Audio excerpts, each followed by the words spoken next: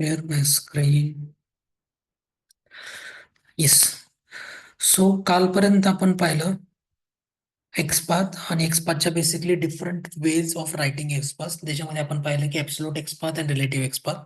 Drawbacks of absolute XPath आपण पाहिलं आणि ते ओव्हरकम कसे झाले रिलेटिव्ह एक्सपाथ मध्ये हे पाहिलं. रिलेटिव्ह एक्सपाथ आपण डिफरंट वेजने लिहू शकतो. ते डिफरंट वेज आपण पाहिले. First one is basically the basic XPath using your tag name, attribute and the corresponding value. Okay. त्याच्यानंतर आपण पाहिलं बाय युझिंग टेक्स्ट फंक्शन आपण एक्सपाथ लिहू शकतो, ज्याच्यामध्ये तुम्ही एखाद्या पर्टिक्युलर इलेमेंटच्या करस्पॉन्डिंग टेक्स्टला कन्सिडर करून तुम्ही काय करू शकता, एक्सपाथ लिहू शकता. सिमिलरली त्याच्यानंतर आपण कंटेन्स फंक्शन यूज केलं. कंटेन्स फंक्शन यूज करून आपण एक्सपाथ लिहू शकतो, ज्या केसमध्ये तुम्हाला काही partial content with respect to any of the element तुम्हाला मॅच करायचे आणि त्याला कन्सिडर करून तुम्हाला एक्सपाथ लिहायचा असेल तर तोही तुम्ही युझिंग कंटेन्स फंक्शन लिहू शकता. हे आपण पाहिलं. त्याच्यानंतर आपण पाहिलं following sibling, preceding sibling. Okay. Sibling म्हणजे काय, बहीण किंवा भाऊ. ओके. फॉलोविंग इन प्रिसिडिंग म्हणजे काय, अल्टिमेटली की हरार्कीमध्ये किंवा तुमच्या सिक्वेन्समध्ये फर्स्ट कोण आहे तो तुमचा प्रिसिडिंग सिबलिंग असेल आणि त्याच्यानंतरचा तुमचा काय असेल तर तो फॉलोविंग सिबलिंग असेल. ओके. ह्याचे आपण एक्झाम्पल पाहिले. त्याच्यानंतर आपण पॅरेंट पाहिलं. पॅरेंट फंक्शन पण आपण यूज करू शकतो, ज्याच्यामध्ये आपण पाहिलं की कोणता तरी एखादा एलिमेंट कोणाचा तरी चाइल्ड असतो, कोणाचा तरी पॅरेंट असतो. ओके. सो त्या केसमध्ये आपण अल्टिमेटली हरार्की पाहिली होती. फॉर एक्झाम्पल या केसमध्ये आपण पाहिलं होतं की ह्या ह्या इनपुटचा लेबल हा काय, पॅरेंट आहे. या लेबलचा पॅरेंट कोण आहे, फॉर्म आहे. फॉर्मचा चाइल्ड कोण आहे तर लेबल आहे. लेबलचा चाइल्ड कोण आहे तर इनपुट आहे. ओके. अशी बेसिकली आपण हरारकी पाहिली होती आणि त्या केसमध्ये आपण पॅरेंट हे फंक्शन यूज करून आपण इलेमेंट आयडेंटिफाय केला होता आणि त्या पर्टिक्युलर बटनवरती आपण क्लिक केलं होतं. ओके. जर तुम्हाला आठवत असेल तर ह्या न्यू विंडो बटनवरती आपण क्लिक केलं होतं. ओके. त्याच्यानंतर आपण काही मेथड्स पाहिल्या. ओके. ज्या मेथड्स आपण आतापर्यंत पाहिल्या नव्हत्या. For get current URL. Okay. Get current URL method काय करते तर तुम्ही ज्या वेब पेजवरती करंटली प्रेझेंट आहात त्या वेब पेजची जी काही युआरएल असेल तुमच्या ऍड्रेस बारमध्ये, ती जर तुम्हाला रिटर्न करायची असेल, ती जर तुम्हाला गेट करायची असेल तर तुम्ही गेट करंट युआरएल हे सेलेनियमनी प्रोव्हाइड केलेलं फंक्शन काय करू शकता, यूज करू शकता. त्याच्यानंतर आपण पाहिलं get title. Get title method काय करते की तुमच्या ड्रायव्हरने जो काही क्रोम ड्रायव्हर तुम्ही इनिशियलाइज करता त्या ड्रायव्हरनी जी काही window with some URL open केली होती त्या ब्राउझरच्या विंडोला काहीतरी करस्पॉन्डिंग टायटल असतं. सो ते टायटल जर तुम्हाला रिटर्न करायचं असेल किंवा गेट करायचं असेल तर त्या केसमध्ये तुम्ही गेट टायटल हे बेसिकली काय करू शकता, फंक्शन यूज करू शकता. त्याच्यानंतर आपण बघितली क्लिअर मेथड. क्लिअर मेथड काय करते की आपण पाहिलं होतं की आपल्याकडे एक इनपुट बॉक्स होता, टेक्स्ट फील्ड होती. त्या टेक्स्ट फील्ड मध्ये आपण काय डेटा एंटर केला होता. तो जर डेटा जर तुम्हाला रिमूव्ह करायचा असेल किंवा डिलीट करायचा असेल तर त्या केसमध्ये तुम्ही काय करू शकता, क्लिअर ही मेथड काय करू शकता, तुम्ही यूज करू शकता. ओके. त्याच्यानंतर आपण अजून एक मेथड पाहिली, get attribute. Okay. Get DOM attribute. So या केसमध्ये आपण काय पाहिलं की HTML डॉम मध्ये तुमच्याकडे अल्टिमेटली काय काय प्रेझेंट असतं, तुमच्याकडे एक टॅग असतो. टॅगच्या करस्पॉन्डिंग काही ऍट्रिब्यूट्स असतात. ओके. म्हणजे टाईप असेल, आयडी असेल, नेम असेल, डेटा हायफन CY असेल, डेटा हायफन टेस्ट आयडी असेल. हे डिफरंट डिफरंट काय तुमच्याकडं ऍट्रिब्यूट आहेत corresponding to your input tag. Okay. जर तुमच्याकडे अशी काही यूज केस असेल की तुम्हाला एखाद्या पर्टिक्युलर इलेमेंटच्या एखाद्या पर्टिक्युलर ऍट्रिब्यूटची व्हॅल्यू जर तुम्हाला गेट करायची असेल किंवा रिटर्न मध्ये पाहिजे असेल तर त्या केसमध्ये तुम्ही गेट डॉम ऍट्रिब्यूट हे फंक्शन यूज करून त्याला काय करू शकता, ते स्पेसिफिक ऍट्रिब्यूट पास करू शकता, जेणेकरून तुमची सेलेनियमची स्क्रिप्ट तुम्हाला त्या इलेमेंटच्या त्या स्पेसिफिक ऍट्रिब्यूटची व्हॅल्यू तुम्हाला रिटर्न करेल. हे आपण त्या दिवशी पाहिलं, काल पाहिलं. ओके. त्याच्यानंतर इज डिस्प्ले पण मेथड आपण पाहिली, जी काय करते की तुमच्या वेब पेजवरती एखादा एलिमेंट प्रेझेंट आहे किंवा नाही किंवा तो डिस्प्ले होतोय किंवा नाही हे पाहण्यासाठी आपण इज डिस्प्ले मेथड यूज केली होती. आणि इज डिस्प्ले मेथड काय करते तर जर तो इलेमेंट तुमच्या UI वरती प्रेझेंट असेल तर तो तुम्हाला ट्रू रिटर्न करेल ती मेथड, नाहीतर तुम्हाला ती मेथड फॉल्स रिटर्न करेल. सो ह्या गोष्टी आपण पाहिल्या. सो फ्रॉम द मेथड्स आपल्याकडे 4 मेथड्स रिमेनिंग आहेत. एक म्हणजे close, second quit, third is enable and is selected. Okay, आता आपण सुरुवातीला बघू is enabled. Okay, is enabled मेथडमध्येच त्याच्या नावातच अल्टिमेटली त्याचं मिनिंग आहे. इज इनेबल्ड म्हणजे काय, की इनेबल्ड आणि त्याच्या अपोजिट वर्ड असतो डिसेबल्ड. ओके, म्हणजे काय झालं, जर एखादा इलेमेंट इनेबल्ड असेल, इनेबल्ड आहे किंवा नाही हे आपल्याला व्हॅलिडेट करायचं असेल, तर त्या केसमध्ये तुम्ही त्या पर्टिक्युलर इलेमेंटवरती इज इनेबल्ड मेथड काय करू शकता, कॉल करू शकता. सिमिलरली जसं आपण इज डिस्प्ले मेथड एखाद्या इलेमेंटवरती कॉल केली होती, ती मेथड काय करत होती, की तो इलेमेंट तुमच्या वेब पेजवरती प्रेझेंट आहे किंवा नाही, किंवा डिस्प्ले होतोय किंवा नाही हे व्हॅलिडेट करण्याचं काम तुमची इज डिस्प्ले मेथड करत होती. तसंच इज इनेबल्ड मेथड काय करते, तुम्ही ज्या इलेमेंटवरती इज इनेबल्ड मेथड कॉल करणार आहात, तो इलेमेंट इनेबल्ड आहे किंवा नाही हे बेसिकली व्हेरीफाय करण्याचं काम कोण करतं, तर तुमची is enabled he basically method करते. दॅट मीन्स जर तो पर्टिक्युलर इलेमेंट इनेबल्ड असेल तर तुमची इज इनेबल्ड ही मेथड काय करेल, ट्रू रिटर्न करेल. जर तो इनेबल्ड नसेल तर तुमची मेथड काय करेल, फॉल्स रिटर्न करेल. आता इनेबल्ड आणि डिसेबल्ड मध्ये काय असतं अल्टिमेटली यूआय वरती, जर तुम्ही पाहिलं,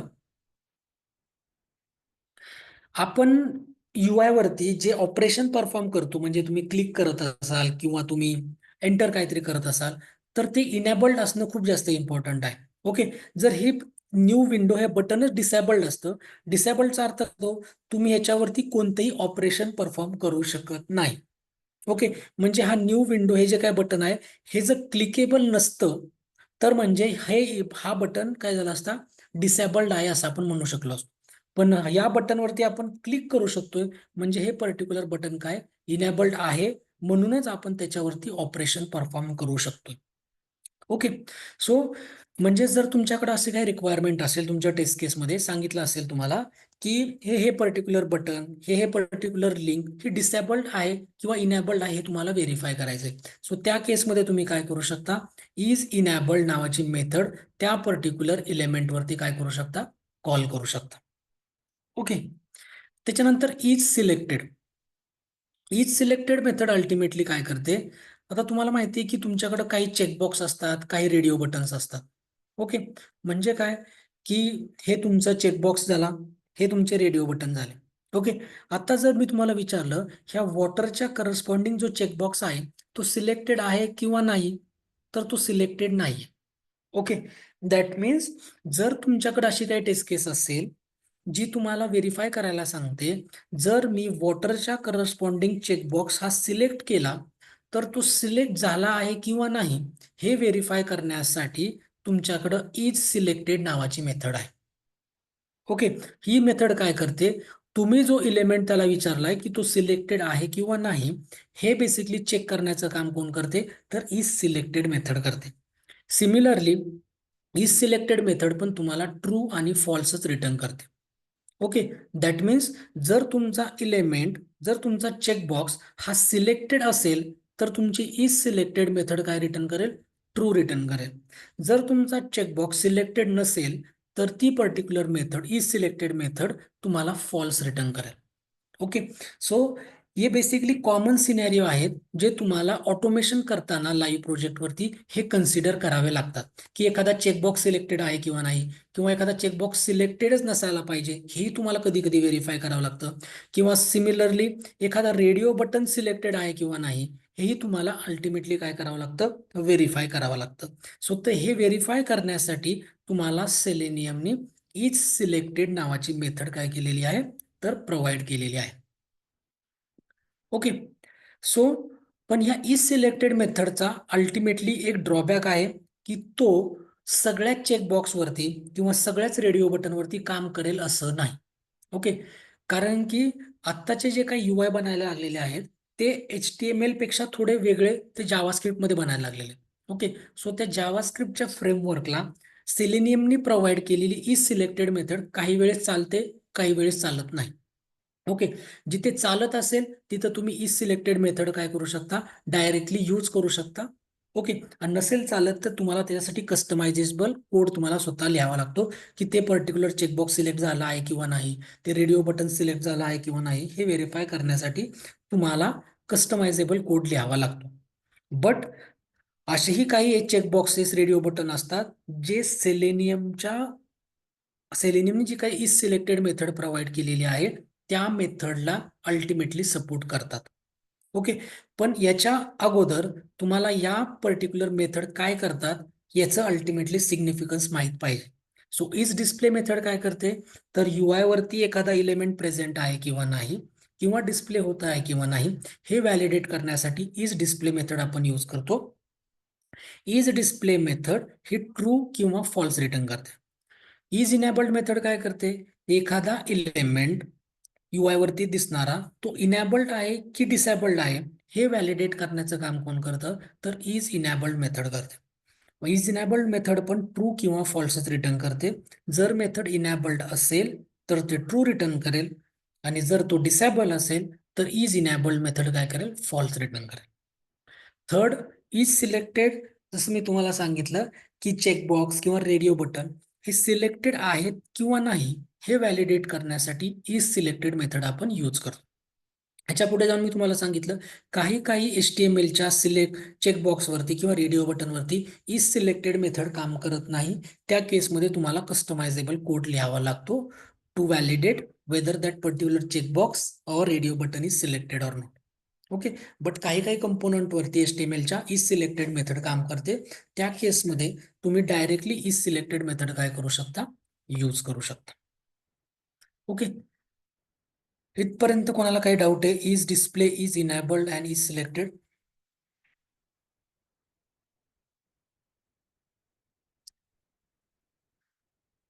नो. नाव लास्टच्या दोन ज्या मेथड राहिल्यात फ्रॉम इंटरव्ह्यू पर्स्पेक्टिव्ह, क्लोज आणि क्विट, यांच्यामध्ये डिफरन्स खूप वेळा इंटरव्ह्यूला विचारला जातो.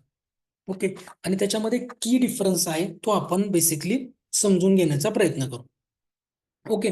सो क्लोज आणि क्विट यांच्या शब्दातच अल्टिमेटली त्यांचे अर्थ आहेत. क्लोज म्हणजे क्लोज करणे, क्विट म्हणजे पण क्लोज करणे. ओके. क्लोज काय करायचंय, जी ब्राउझरची विंडो आपण ऑटोमेशन थ्रू ओपन केलेली आहे ती ब्राउझरची विंडो क्लोज करणे. ओके.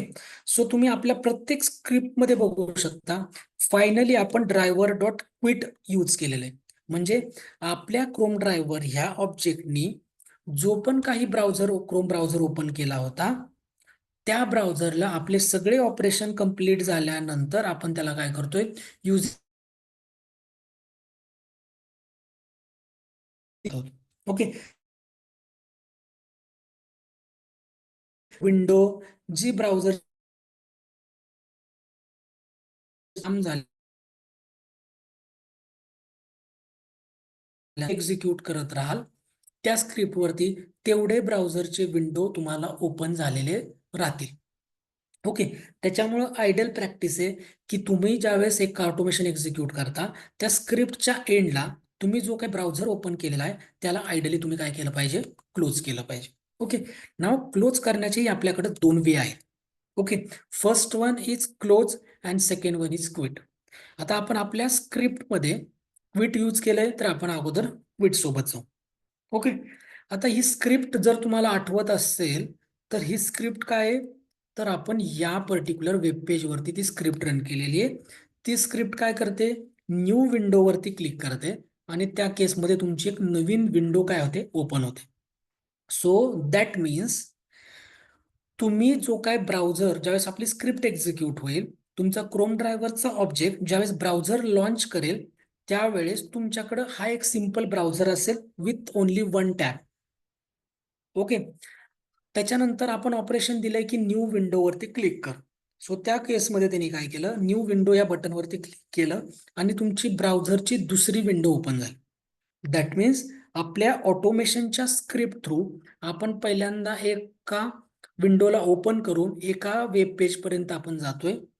त्याच्यानंतर आपण न्यू विंडोवरती क्लिक करतोय आणि आपली दुसरी एक विंडो ओपन होते. म्हणजे आपल्या ऑटोमेशनच्या थ्रू आता सध्या किती विंडो ओपन आहेत, तर दोन विंडो ओपन आहेत. ओके. आता आपण आपली स्क्रिप्ट काय करू, एक्झिक्यूट करू. नाव आता आपल्याकडे क्रोमचा फक्त जो आपण मॅन्युअली ओपन केलेला आहे तेवढाच एक विंडो आहे क्रोमची. आता आपण याला एक्झिक्यूट करू. आता आपण मेथड यूज करतोय क्विट. सो क्विट मेथड काय करते की तुमच्या ड्रायव्हरनी तुमच्या ऑटोमेशनच्या स्क्रिप्टमध्ये जो काही ड्रायव्हर आहे त्यांनी जेवढे पण ब्राउझरचे विंडो ओपन केलेले असतील त्या सगळ्या विंडोला तो काय करतो, क्लोज करतो. सो दोन विंडो ओपन आहेत. नाव तुम्ही बघू शकता त्यांनी काय केलं, ब्राउझरची जी काय पहिली विंडो होती जी इनिशियल स्टेजला ओपन झाली होती आणि नंतर सेकंड स्टेजला तुम्ही त्या न्यू विंडो बटनवरती क्लिक केल्यानंतर दुसरी एक चाइल्ड विंडो ओपन झाली. त्या दोन्ही पण विंडो तुमच्या ड्रायव्हर डॉट क्विट या मेथडने काय केल्या, क्लोज केल्या. तुम्ही इथं बघू शकता तुमच्याकडे एकही नवीन विंडो तुम्हाला दिसणार नाही. ही जी आहे ती आपण ऑलरेडी मॅन्युअली एक्झिक्यूट ओपन करून ठेवलेली होती.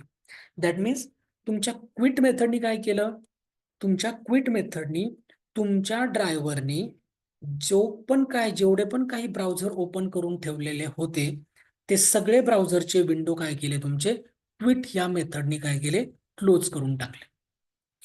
आता आपण काय करू, सॉरी, नाव आपण क्विटच्या ऐवजी पण क्लोज वापरू. Okay. So close method basically काय करते, तर ज्या विंडोवरती तो करंटली ऑपरेशन परफॉर्म करतोय तो फक्त तीच विंडो काय करतो, क्लोज करतो. म्हणजे आता आपल्या केसमध्ये आपण हे ड्रायव्हरनी हा एक ब्राउझर ओपन केलेला आहे with some URL. So that means currently तो कशावरती काम करतोय, तुमच्या पहिल्या विंडोवरतीच काम करतोय. ओके. सेकंड लास्टला फक्त त्यांनी काय केलंय, न्यू विंडो बटनवरती क्लिक केलंय.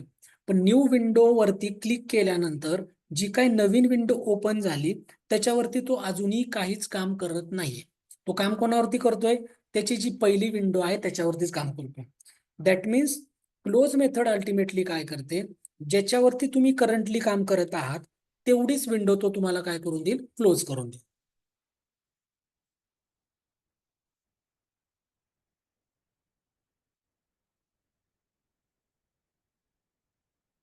नाव तुम्ही बघू शकता, ही ओपन झालेली विंडो, न्यू विंडो वरती क्लिक केलं. नाव यू कॅन सी की त्यांनी कोणती विंडो क्लोज केली, फक्त त्यांनी जी काय त्याची करंटली जो विंडोवरती तो ऑपरेशन करत होता फक्त तीच विंडो त्यांनी काय केली, क्लोज केली. सेकंड विंडो जी काय तुम्ही ओपन केली होती by clicking on new window button, जी जशीच्या तशी राहिली. So this is the key difference between your quit method and the close method. आणि हा कंपल्सरी तुमच्या ऑटोमेशनच्या इंटरव्ह्यू मध्ये विचारला जाणारा प्रश्न आहे. ओके, की क्विट मध्ये आणि क्लोज मध्ये डिफरन्स काय. तर क्लोज मेथड काय करते की तुम्ही करंटली ज्या विंडोवरती काम करत आहात तीच विंडो क्लोज मेथड काय करते, क्लोज करते.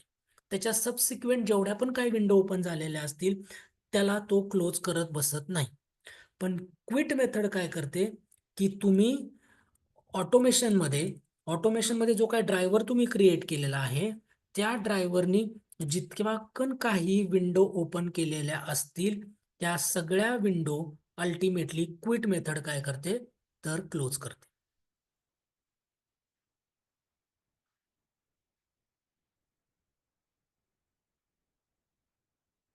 नाव आपण क्विट केले. आता आता आयडियली तरी दोन्ही विंडो क्लोज करायला. ओके. सो दोन्ही पण विंडो त्यांनी काय केल्या, क्लोज केल्या. Okay. So this is basically difference between your close and quit. Close method कोणाला क्लोज करते, ज्याच्यावरती तो करंटली ऑपरेशन परफॉर्म करतोय. क्विट मेथड कोणाला करते की त्या ड्रायव्हरनी जेवढे पण काही विंडो ओपन केलेले असतील त्या सगळ्या विंडो तो ब्राउझरच्या विंडो काय करतो, तर क्लोज करतो. Okay. So this is basically the important methods in selenium, या आपण सगळ्या कव्हर केल्या. ओके. नेक्स्ट स्लाइड आपली आहे क्रिएशन ऑफ ऑटोमेशन स्क्रिप्ट. ही आपण अल्टिमेटली सायमल्टेनियसली पाहतच होतो. आता लास्ट आपला जो राहिलाय पॉइंट तो execution through Jenkins. Okay. So जसं जेनकिन्स हे बेसिकली काय आहे, एक CI/CD टूल आहे, continuous integration and continuous deployment. Okay. जर तुम्हाला आठवत असेल मी पहिल्या स्लाइडमध्ये तुम्हाला सांगितलं होतं जिथे आपण शिकलो होतो की ऑटोमेशनची नीड काय. ओके, जर आठवत असेल तुम्हाला तर. ओके, ज्याच्यामध्ये पहिलाच पॉइंट होता आपला reduce manual efforts. Okay, ultimately automation जे पिक्चरमध्ये आलं, हे फक्त आणि फक्त मॅन्युअल एफर्ट्स रिड्यूस करण्यासाठी, एक्झिक्युशन टाइम रिड्यूस करण्यासाठी, ॲक्युरसी इन्क्रीज करण्यासाठी, रियुजेबिलिटीसाठी आणि मॅन्युअलमध्ये जी काही कॉस्ट इन्व्हॉल्व होते ती अल्टिमेटली रिड्यूस करण्यासाठी ऑटोमेशन पिक्चरमध्ये आलं होतं. ओके, आता जेनकिन्स ऑटोमेशन मध्ये कसं हेल्पफुल आहे हे आपल्याला समजून घ्यायचं. सो आता या केसमध्ये तुम्ही बघू शकता, आपण एखादी स्क्रिप्ट लिहिली तर ती एक्झिक्यूट करण्यासाठी तुम्हाला मॅन्युअली या बटनवरती क्लिक करावं लागतं, बरोबर, जेणेकरून ती स्क्रिप्ट तुम्ही जी काय बेसिकली ऑटोमेशनची स्क्रिप्ट लिहिली ती एक्झिक्यूट होते. ओके, म्हणजे ह्याच्यामध्ये पण काय झालं, मॅन्युअल इंटरव्हेन्शन आलं. हे मॅन्युअल इंटरव्हेन्शन पण आपल्याला काय करायचंय, काढून टाकायचं. ओके, मला स्क्रिप्ट मॅन्युअली एक्झिक्यूट करायच्याच नाही. ओके, त्याच्यासाठी जेनकिन्स हे बेसिकली आपण टूल यूज करणार, continuous integration and continuous deployment, जे आपल्याला काही फीचर्स, काही कॉन्फिगरेशन प्रोव्हाइड करतं. ते यूज करून आपण आपली script automatically without manual intervention आपण काय करू शकतो, एक्झिक्यूट करू शकतो. जस्ट तुम्हाला वन टाइम ऍक्टिव्हिटी आहे, तो जॉब तुम्हाला कॉन्फिगर करावा लागतो. ओके, सो जेनकिन्स हे बेसिकली काय, एक सर्व्हर आहे. ओके, त्याचा लुक अँड फील तुम्हाला बेसिकली असा काहीतरी दिसतो. ओके, ज्यावेळेस तुम्ही सेलेनियम लॉन्च करता. ओके, त्याच्यानंतर आपण एक नवीन त्याच्यामध्ये प्रोजेक्ट बनवला, demo selenium. Okay, so demo selenium मध्ये जसं तुम्हाला म्हटलं की तुम्हाला त्याचे काही कॉन्फिगरेशन करावे लागतात. ओके, कॉन्फिगरेशन केल्यानंतरच बेसिकली तुमचं मॅन्युअल इंटरव्हेन्शन काय होतं, सबसिक्वेंट रिलीजेससाठी किंवा परत परत जर तुम्हाला एक्झिक्यूट करायची असेल स्क्रिप्ट, त्या केसमध्ये काय होतं, कम्प्लिटली एलिमिनेट होऊन जातं. सो या कॉन्फिगरेशन मध्ये आपण काय काय लिहितो, तर बेसिक गोष्टी आहेत की तुम्हाला अल्टिमेटली काय, एखादी सेलेनियमची स्क्रिप्ट जर एक्झिक्यूट करायची असेल तर तुमची बेसिक गोष्ट तुम्हाला काय लागते, तुमचा कोड लागतो. ओके, कारण की तुम्ही जो कोड लिहिलाय तोच तुम्हाला काय करायचा आहे, एक्झिक्यूट करायचा होता. ओके, सो तो कोड पाहिजे म्हणून एक तर आता तुम्ही काय करू शकता, गिटहब यूज करू शकता, जे बेसिकली काय सोर्स कंट्रोल टूल आहे, जिथे तुम्ही तुमचा कोड काय करू शकता, पुश करून ठेवू शकता आणि तो तुम्ही तिथून रीड करू शकता. ओके, पण आता आपल्या केसमध्ये आपल्याकडे काही गिट वगैरे नाहीये, सो आपण सिंपल कॉन्फिगरेशन काय केलं की हे तुमचं कॉन्फिगरेशनचं पेज, त्याच्यामध्ये जर तुमच्याकडे सोर्स कोड मॅनेजमेंट असेल तर तुम्ही याच्यातून गिट ऑप्शन सिलेक्ट करू शकता. तुमची जी काही URL असेल गिटची तीही तुम्ही काय करू शकता, इथे टाकू शकता. ओके, पण आता आपल्याकडे तर नाहीये, आपल्याकडे लोकल सिस्टीमवरती सगळं आहे. सो मी काय केलं मग, आपला हा जो काही प्रोजेक्ट आहे, ओके, हा एका कोणत्या तरी लोकेशनला आपण सेव्ह करून ठेवला होता. ओके, म्हणून मी काय दिलं की या पर्टिक्युलर लोकेशनला माझा ऑटोमेशनचा प्रोजेक्ट आहे. ओके, आता मला माझा प्रोजेक्ट भेटला. आता काय करायचंय, आपल्याला आपला कोड तर भेटला, आता आपल्याला काय करायचं, एक्झिक्यूट करायचं. ओके, ज्यावेळेस तुम्ही इंटेलिजेमध्ये किंवा तुम्ही इक्लिप्स यूज करा, ज्यावेळेस तुम्ही हे रन बटन हिट करता त्यावेळेस दोन स्टेप होत असतात. पहिली स्टेप म्हणजे तुमचा पूर्ण कोड हा कंपाईल होत असतो आणि तुमची सेकंड फेजमध्ये तो कोड काय होत असतो, रन होत असतो. ओके, पण हे आपल्याला इथं दिसत नाही, आपण जस्ट काय करतो, फक्त रन करतो. पण इंटरनली इंटेलिजे तुम्ही जो काही जावाचा कोड लिहिलेला आहे त्या जावाच्या कोडला कंपाईल करण्याचं काम करतो युझिंग जावा कंपायलर, आणि त्याला सेकंड स्टेपमध्ये एक्झिक्यूट करण्याचं काम करतो using Java interpreter. Okay, this is the normal process to execute any Java program, कारण की हा तर एक जावाच प्रोग्राम आहे. ओके, सो म्हणजे दोन ऍक्टिव्हिटी आपल्याला कराव्या लागतील. एक तर तुमचा जो काही कोड आहे, तुमचा जो काही जावाचा क्लास आहे, तो तुम्हाला अगोदर कंपाईल करावा लागेल आणि त्याच्यानंतर तुम्हाला जावा इंटरप्रेटरने तो एक्झिक्यूट करावा लागेल. ओके, सो सेकंड स्टेप आपली काय, मी परत तो आपल्या जॉबच्या कॉन्फिगरेशन मध्ये जातो. आता मला माझा कोड भेटला. आता मला नेक्स्ट स्टेप काय आहे की मला त्याला काय करायचंय, कंपाईल करायचंय.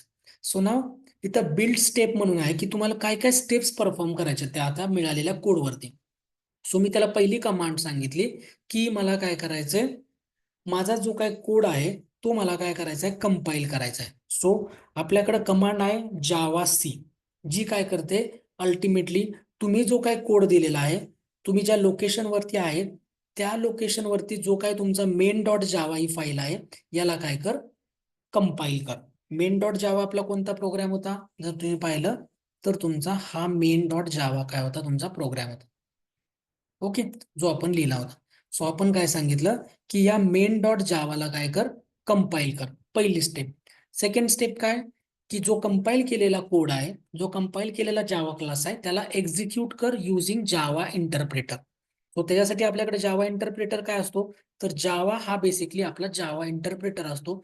जो कोड आपण कंपाईल केलेला आहे त्याला एक्झिक्यूट कशाने करतो आपण, तर जावा, आणि कोणता क्लास आपल्याला एक्झिक्यूट करायचा आहे, तर मेन हा क्लास आपल्याला एक्झिक्यूट करायचा. दॅट मीन्स आतापर्यंत आपण काय काय शिकलो जेनकिनच्या कॉन्फिगरेशन मध्ये. पहिली गोष्ट आपल्याला कोड पाहिजे, तो कोड आपण आणला. आपण सांगितलं की या लोकेशनला माझा जावाचा सेलेनियमचा कोड प्रेझेंट आहे. त्याच्यानंतर काय, जर मला जावाचा एखादा प्रोग्राम एक्झिक्यूट करायचा असेल तर त्याला मला पहिल्यांदा कंपाईल करावं लागेल. सो मी तो कंपाईल केला युझिंग जावा सी. सेकंड स्टेप काय, की जावा इंटरप्रेटरनी तो कोड आपल्याला काय करायचा, एक्झिक्यूट करायचा. ओके, सो अशा पद्धतीने आपण सिम्पली काय दिले, कॉन्फिगरेशन दिले. जे आपण इथे करत होतो तेच आपण जॉबच्या कॉन्फिगरेशन मध्ये जेनकिन्स मध्ये टाकलं. ओके, दुसरं वेगळं आपण काहीही केलेलं नाही. आता या स्टेप तर आपण काय केल्या, कॉन्फिगर करून ठेवल्या. मी म्हटलं अप्लाय अँड सेव्ह. आता मी जे काय लिहिलेलं आहे ते मला काय करायचंय, आता एक्झिक्यूट करायचंय. सो आता परत मॅन्युअली मी काय करणार, त्याला बिल्ड नाव या बटनवरती तुम्हाला क्लिक करायचं. सो बिल्ड नाव क्लिक केल्यानंतर तुम्ही इथं बघू शकता प्रोग्रेस बार स्टार्ट झाला. आता काय करेल, तुमचा ब्राउझर लॉन्च होईल, म्हणजे तुम्ही त्या मेन डॉट जावा मध्ये जे पण काही लिहिलेलं असेल ते सगळं काय होईल, आता एक्झिक्यूट होईल. समर एंटर केलं, वॉटर सिलेक्ट केलं, म्हणजे आता आपली जी काही स्क्रिप्ट एक्झिक्यूट होते, ईमेलमध्ये ईमेल ऍड्रेस टाकला, मेसेजमध्ये टेस्ट मेसेज एंटर केलं. ओके, म्हणजे आपण जी काही ऑटोमेशनची स्क्रिप्ट लिहिली होती ती कशाच्या थ्रू एक्झिक्यूट झाली आता, तर आपल्या जेनकिन्स थ्रू एक्झिक्यूट झाली. ओके, सो दॅट मीन्स जेनकिन्सचे कॉन्फिगरेशन आपण वन टाइम केले आणि ते आता काय होतील, एक्झिक्यूट होतील. ओके, आता तरी तुम्ही म्हणाल की सर तुम्हाला तरी पण बिल्ड नाव या बटनवरती तुम्हाला क्लिक करावंच लागलं आपला प्रोग्राम एक्झिक्यूट करण्यासाठी. ओके, तेही आपण काय करू शकतो, ऑटोमॅटिकली करू शकतो. फॉर एक्झाम्पल मी परत कॉन्फिगर वरती जातो. आपल्याकडे एक ऑप्शन आहे बिल्ड पिरियॉडिकली. ओके, हे जेनकिन्सनेच प्रोव्हाइड केलेलं आहे. सो या बिल्ड पिरियॉडिकल मध्ये तुम्ही काय करू शकता, तुम्हाला इथं तुम्ही कॉन्फिगरेशन देऊ शकता की तुम्हाला तो जॉब कधी एक्झिक्यूट करायचा आहे. त्याच्यासाठी आपल्याला काही क्रॉन एक्सप्रेशन लिहावे लागतात. क्रॉन एक्सप्रेशन म्हणजे काय, की तुम्हाला 24/7 ओके तो जॉब जर एक्झिक्यूट करायचा असेल तर त्या केसमध्ये तुम्ही म्हणू शकता, हे बेसिकली 24 आवर्सचं तुमचं क्लॉक कन्सिडर करतो. म्हणजे जर 24 आवर्स जर म्हटलं तर आता वाजलेत 19:50, म्हणजे 7:50. सो आता आपण सांगू याला की मला काय करायचंय, 52:19 स्टार स्टार स्टार. ओके, म्हणजे मला हा पर्टिक्युलर जॉब ओके रोज 19:52 काय करायचा आहे, एक्झिक्यूट करायचा आहे. ओके, म्हणजे आता वाजलेत 19:50 आणि मला काय कधी एक्झिक्यूट करायचं आहे, नो. ओके, सो इथं बघू शकता तुम्ही की तो पर्टिक्युलर जॉब इथं would last have run Friday 21 March. Okay, 7:52 आता आपण म्हणतोय की नेक्स्ट सॅटरडेला 22 मार्चला तो काय होणार आहे, 7:52 IST टाइम वरती तो एक्झिक्यूट होणार आहे. Okay, this is the cron expression. हे तुम्हाला गुगलवरती कुठेही मिळून जातं. ओके, आता मी काय करतो, याला अप्लाय आणि सेव्ह करून ठेवतो आणि आपण फक्त आता वेट करू 19:52 पर्यंत. सो तो ऑटोमॅटिकली काय होईल, जॉब ट्रिगर होईल, तुमची ऑटोमेशनची स्क्रिप्ट काय होईल, एक्झिक्यूट होईल. आपण जस्ट त्या क्लॉककडे टाइम बघू. ओके, 19:51 झालेत, आपण 19:52 त्याला एक्झिक्यूट व्हायला सांगितलं, जेणेकरून आपला कम्प्लिटली मॅन्युअल इंटरव्हेन्शन काय होईल, इथून निघून जाईल.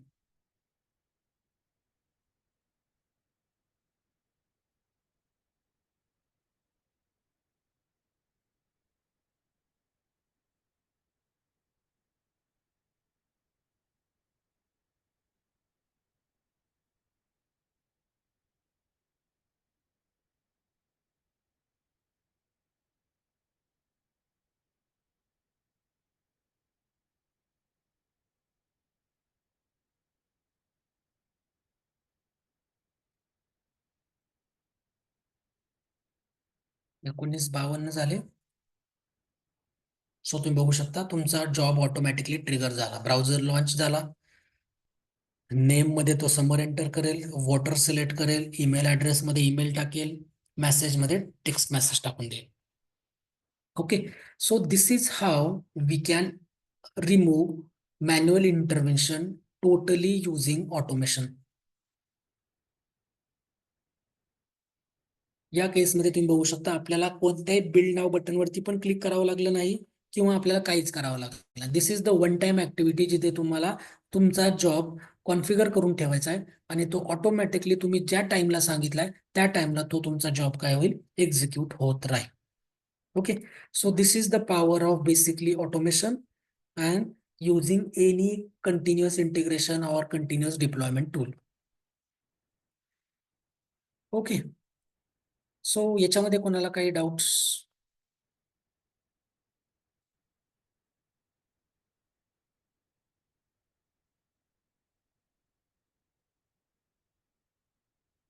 Okay, so now we are done with the demo sessions. Okay, so तुम्हाला कोणाला काही डाऊट असतील तर तुम्ही मला मेसेज, इंडिव्हिज्युअल मेसेज करू शकता किंवा ग्रुपवरती विचारू शकता. Okay, but this is the end of our automation demo session. तुमचं मॅन्युअलचं फायनल डेमो सेशन जे राहिले ते सकाळी उद्या 9 वाजता होईल. ओके,